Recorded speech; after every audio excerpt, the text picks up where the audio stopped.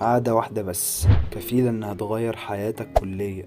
والجميل يا صديقي في العادة دي انها مش زي العادات التانية، زي مثلا الرياضة او اليوجا او القراءة. العادة دي الوحيدة اللي لو اكتسبتها هيكون سهل عليك تعمل اي عادة تانية. اهلا بكم في قناة عادات، وده فيديو جديد.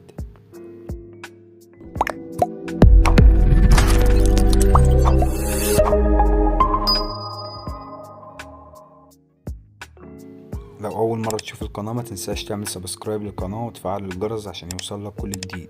ولو عايز تعرف ايه هي العادة دي ركز في القصة دي كويس. ده علي.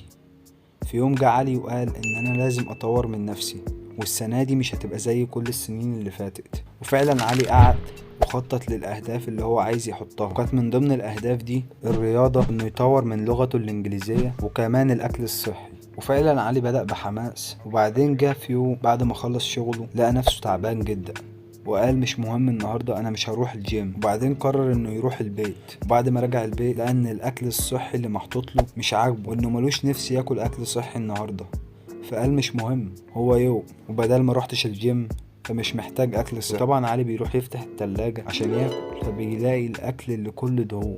فعلي يقول انا بقالي شهرين ماشي على الدايت، بروح الجيم كل يوم، بقوم بدري وبطور لغتي كمان، مش مهم لما اعدي يوم، فيها ايه يعني لما اخد يوم راحة؟ يا عم انا بقالي كتير جدا بجتهد وبتعب، لازم اخد راحة. واليوم عدى وعدى التاني وعدى التالت، وبدأت كل يوم عادات علي تقل عن اليوم اللي قبله. وفي خلال اسبوعين علي بطل عاداته الكويسة وبدأ يعمل عادات سيئة، ورجع بالظبط زي ما كان قبل ما يبدأ العادات دي، وممكن يرجع أسوأ كمان. في الحقيقة صديقي علي ده احنا كلنا علي، كلنا بنبدأ عادات جديدة وما بنعرفش ان احنا نلتزم بيها، وده بيكون بسبب ان احنا بنحط تاسكات كبيرة جدا اول ما نبدأ، وده بيكون بسبب الحماس الزايد اللي بيبقى عندنا ساعة ما نيجي نبدأ عادة جديدة. طبعا انت دلوقتي كده عرفت ان العادة دي هي الالتزام، والالتزام هنا مش معناه انك تكون ملتزم بحاجة تعملها كل ما تبقى مبسوط، لا، الالتزام هنا يعني ان انت تبقى ملتزم بالحاجة دي مهما كنت تعبان، ومهما كنت مش في مزاج كويس، ومهما كنت مش قادر تقوم اصلا عشان تعملها، لازم تعملها. ده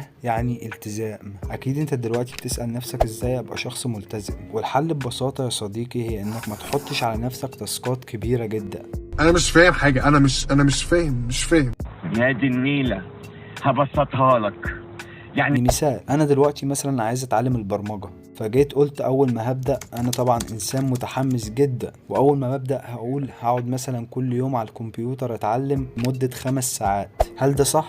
طبعا لا، الصح ان احط مثلا ساعة واحدة، حتى لو انا عايز اتعلم لمدة 4 ساعات، ولما اقعد ساعة واحدة واقوم وانا لسه عايز اكمل، هيبقى عندي طاقة لليوم التاني، هيبقى نفسي اتعلم، نفس اليوم يجي بسرعة عشان اقعد على الكمبيوتر واتعلم. حاول لما تيجي تتعلم حاجة جديدة انك ما تستعملش الطاقة بتاعتك كلها مرة واحدة. حاول انك لما تقعد مثلا زي ما انا بقول على الكمبيوتر، انا بقوم وانا عايز لسه اكمل، مش اقوم بعد ما خلاص زهقت. لان انا لو كنت حاطط 4 ساعات هقعد على الكمبيوتر، كان هيجي تاني يوم عليا وابقى مثلا عايز انام فيه، فهاجي افتكر ان لسه عندي 4 ساعات اقعد اتعلم فيهم، لازم اقعد اعملهم. انما لما يجي تاني يوم عليا وانا حاطط ساعة واحدة بس، وانا اصلا كان عندي طاقة من امبارح ان انا اتعلم اكتر، فهتلاقيني قاعد مستني اليوم يجي اصلا عشان اقعد على الكمبيوتر واتعلم. انك تاخد بريك دي حاجة كويسة، لازم تاخد راحة من اي حاجة. في ناس لما بتاخد راحة من حاجة، من لغة او مادة بتتعلمها او اي حاجة، بتاخد بريك كده منها، بس بريك بسيط، بترجع تاني تتعلم، بتلاقيها تتعلم احسن وافضل. في ناس لما بتقعد وقت طويل تعمل حاجة واحدة، الشغف بتاع الحاجة دي بيقل من عندهم تدريجيا، والطاقة بتاعتهم بتبقى هتخلص خلاص، فلازم ياخدوا راحة من الموضوع ده.